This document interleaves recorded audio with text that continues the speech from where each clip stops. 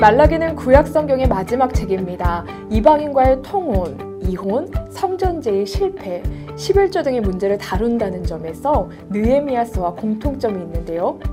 이를 통해 우리는 말라기를 느헤미야와 비슷한 시대의 사람으로 추정해 볼 수 있습니다. 이 시기는 성전이 재건된 이후입니다. 하지만 학개와 스가랴가 예언한 영광스러운 하나님의 나라는 아직 도래하지 않았습니다. 예루살렘은 여전히 이방 나라의 조공을 바치는 형편에서 벗어나지 못했습니다. 그래서 이스라엘 백성은 영적으로 침체되어 구원의 감격도 잃어버리고 신앙생활도 엉망이 되어버렸습니다. 제사장들은 부패하고 백성들은 하나님의 저기를 의심하며 이혼 및 자폰이 성행했습니다. 이것은 이스라엘이 바벨론 포로 생활 이후에 또다시 율법 준수에 실패했음을 보여줍니다. 말라기는 크게 두 부분으로 나뉩니다. 1장 1절부터 2장 16절까지는 이스라엘 백성이 하나님께 어떻게 불충했는지 보여줍니다.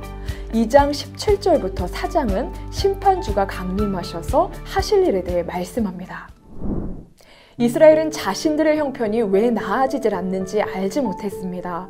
하나님은 이스라엘을 사랑한다고 말씀하시는데 그 백성은 주께서 어떻게 우리를 사랑하셨나이까? 라고 반문합니다.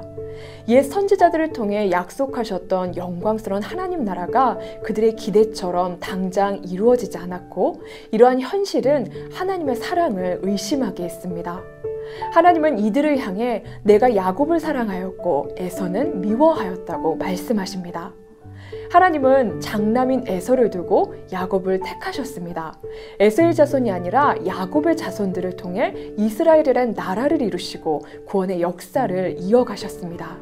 바벨론에 멸망한 에돔은 재건을 꿈꿨습니다. 그러나 하나님은 그들은 쌓을지라도 나는 헐리라 말씀하셨고 실제로 에돔 족속은 재건에 실패했습니다.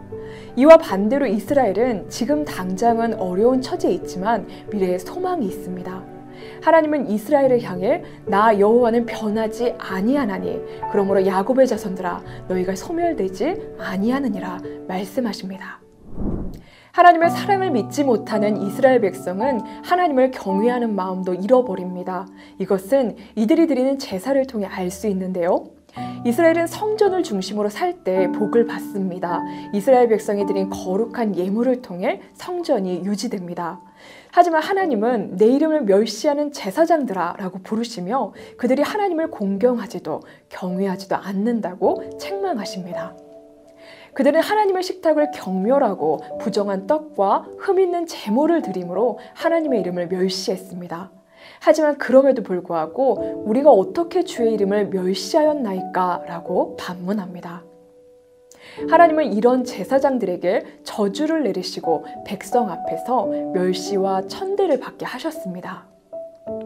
백성들이 제사를 위한 제물을 바치지 않자 수입이 없어진 제사장들이 생계를 위해 밭에 나가 일을 해야 했던 겁니다. 하나님은 희생제물의 똥을 제사장들의 얼굴에 바르겠다고 하시는데 제사를 드릴 때 희생제물의 똥은 짐 밖에 버려졌습니다. 따라서 이 말씀은 언약을 제대로 이행하지 못한 제사장들을 거룩한 백성에서 제하시겠다는 경고의 말씀입니다. 하나님과의 관계에서 실패한 이스라엘 백성은 사람 사이의 관계에서도 실패하게 됩니다. 유다는 여호와께서 사랑하시는 그 성결을 욕되게 하며 이방신의 딸과 결혼하였으니 라고 말씀하시는데요. 말라기 선지자는 서약한 아내를 버리고 이혼하는 것을 강하게 책망합니다. 이스라엘에서 기업의 분배나 재산권은 남자에게 있었기 때문에 여자는 경제적, 사회적 약자일 수밖에 없습니다. 그러므로 함부로 이혼하는 것은 곧 여자를 학대하는 것이 됩니다. 또한 하나님 앞에서 서약한 것을 어기는 것이 됩니다.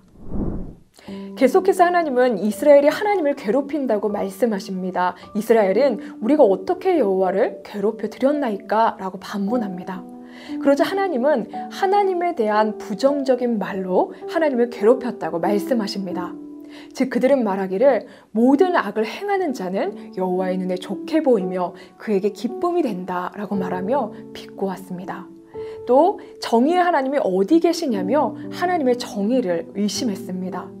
이에 대해 하나님은 심판주로 강림하실 것을 말씀하십니다.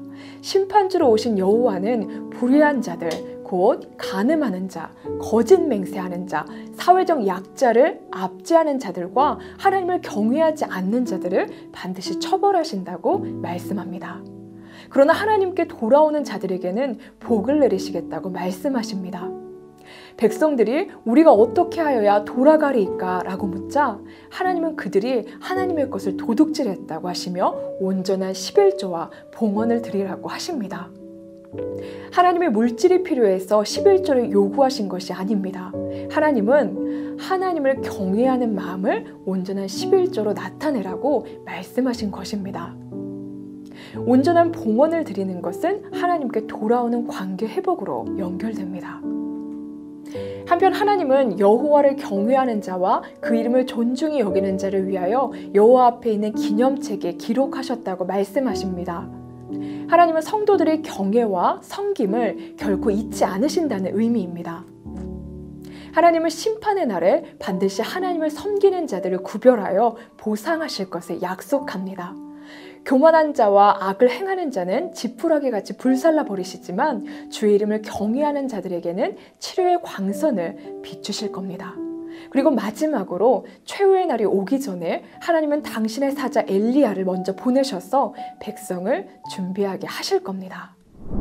남유다가 망할 무렵 예레미야 선지자는 만물보다 거짓되고 심히 부패한 것은 마음이라며 더 이상 손 쓸 수 없게 부패한 남유다의 모습을 고발했습니다.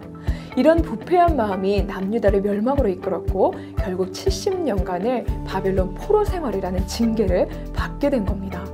그런데 말라기는 이 징계도 이스라엘의 부패한 마음을 고치지 못했음을 보여줍니다. 결국 이것은 인간의 부패한 마음으로는 절대 율법의 요구를 충족시킬 수 없음을 보여줍니다. 그리고 이것이 예수님이 이 땅에 오셔야 했던 이유가 됩니다. 말라기를 끝으로 하나님께서는 400년 동안 침묵하셨습니다. 말라기가 예언한 엘리야가 나타나서 오랜 침묵을 깨고 죄의 문제를 해결하기 위해 이 땅에 오신 예수님을 증언하였습니다. 바로 세례 요한의 증언입니다. 보라, 세상 죄를 지고 가는 하나님의 어린 양이로다. 말라기를 좀 더 자세히 알고 싶으신 분들은 레츠 통독 말라기 편을 누르시고 직접 읽어보시길 바랍니다.